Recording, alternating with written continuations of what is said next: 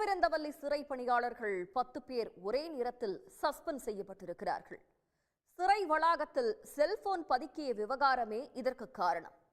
அது தொடர்பாக விசாரணை மேற்கொள்ள சென்ற அதிகாரிக்கு கொலை மிரட்டல் விடுத்த பிரபல ரவுடிகள் உள்ளிட்ட 10 பேர் மீது வழக்கு பாய்ந்துள்ளது.